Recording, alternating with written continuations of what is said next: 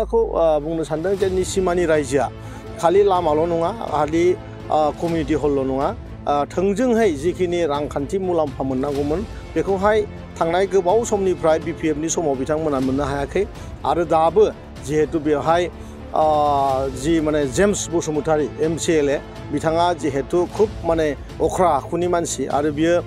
मालाबाबो जोंनियाव सरकार सोलिनाय UPL दोलनियाव मालाबाबो निसिमानि रायजोनि थाखाय जेबो दिनैहालागै बिफेराखै बिथाङा गावखौनो बिराद माने अहंखारि टाइपनि मोनसे राजनितिकबिद बायदि बे निसिमा ओनसोलखौ बाहायगासिनो दं आं मोनसे आपिल खालामगोन फैगौ बाइ इलेक्सनाव निसिमानि साफ्रोमबो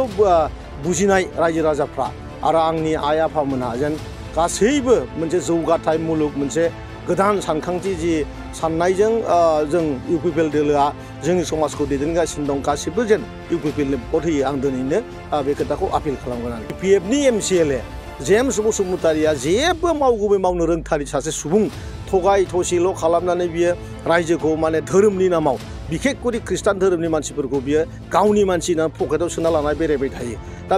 बेखौनो बिथाङा बिराद दुगा खालामगासिनो दं जे जोंनि खृष्टान माखासेया जेम्स नाम मोननाय लोगो लोगो खृष्टान होननाय लोगो लोगो भट मोनो बे खेलाखौल' बिथांमोना गेलेनो हायो आरो दिनै सार' माने BTR ओनसोलाव मोनसे चेन्ज फैबाय सोलायनाय फैबाय मोनसे मोजां थासारि फैबाय गोबां लामा बानायबाय गोबां माने कमिउनिटि हल बानायबाय गोबां माने स्पर्ट्स स्टेडियाम जों बानायगासिनो दं बुंनानै फोजोबनो हानाय नङा बिथांमोननि बे भाइरेल शब्दआ बे एकदम नंखाय बे खोथायाव खुनु माने गुरुत्व होनांगौ जेबो गैया रायजोफ्रा जोंनि BTRनि चिफ प्रमद बर' बिथांनि थिननाय लेखा जे निसिमा हालामाव गोबाव समनिफ्रायनो जि जौगाथायनि मोखांखौ नुवाखैमोन बेखायनो बिथांनि थिननाय लेखा दिनै जोङो 17थानिबो बारा बेवहाय लामा आरो कमिउनिटि हल दिनै बेखेवनायनि हाबाफारि लादों मानोना साननैसो उनावनो जोंहा MCC बेवहाय स्टार्ट जागोन लागु जासिगोन आं मोनसेल' खोथाखौ बुंनो सानदों जे निसिमानि रायजोआ खालि लामाल' नङा खालि कमिउनिटि हलल' नङा थोंजोंहाय जिखिनि रांखान्थि मुलाम्फा मोननांगौमोन बेखौहाय थांनाय गोबाव समनिफ्राय बिपिएफनि समाव बिथांमोना मोननो हायाखै आरो दाबो जिहेतु बेवहाय जि माने जेम्स बसुमतारी MCLA बिथाङा जिहेतु खुब माने अख्रा आखुनि मानसि आरो बियो मालाबाबो जोंनियाव सरकार सोलिनाय UPL दोलनियाव मालाबाबो निसिमानि रायजोनि थाखाय जेबो दिनैहालागै बिफेराखै बिथाङा गावखौनो बिराद माने अहंखारि टाइपनि मोनसे राजनितिकबिद बायदि बे निसिमा ओनसोलखौ बाहायगासिनो दं आं मोनसे आपिल खालामगोन फैगौ बाइ इलेक्सनाव निसिमानि साफ्रोमबो बुजिनाय रायजो राजाफ्रा आरो आंनि आइ आफामोनहा जेन गासैबो मोनसे जौगाथाय मुलुग मोनसे गोदान सानखांथि जि साननायजों जों UPL दोलोआ जोंनि समाजखौ दैदेनगासिनो दं गासिबो जेन UPLनो भट होयो आं दिनैनो बे खोथाखौ आपिल खालामगोन आरोखि बेखौथ' जे अपोजिसन दङ बिपिएफआ हदाय बिथांमोना जोंनि गाज्रिखौनो बुंखागोन जेनेबा UPLआ मोजां खामानि मावदों दिनै 17था निसिमायाव लामा जोङो अन्थाइनि लामा आरो प्लास कमिउनिटि हल बेफोरबायदि गोबां आरो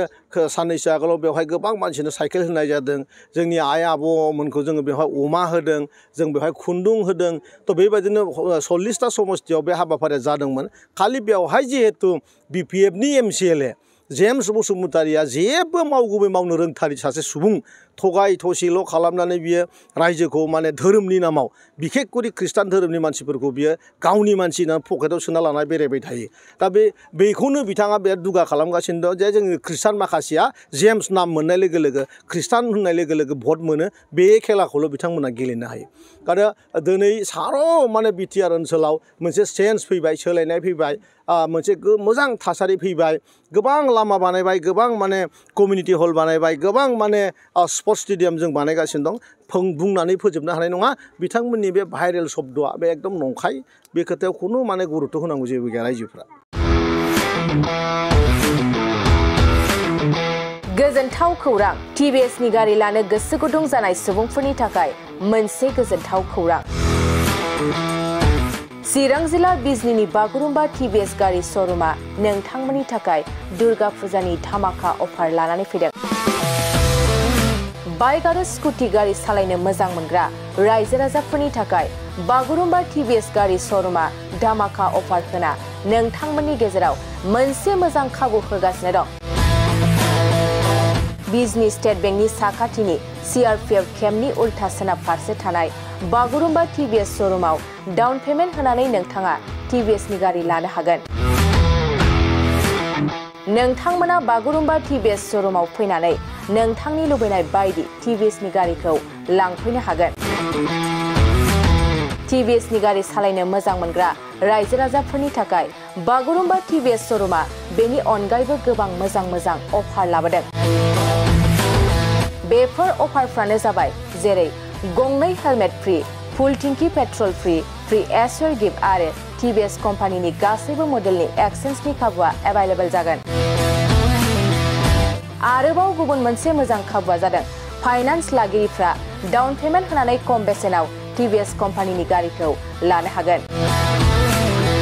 लोगोसे आबुङै मिन्थिनो आरो बुकिं खालामनो थाखाय 7002132259 एबा 8638131734 जानबुं नम्बराव कल खालामना खौरां लानो हागोन।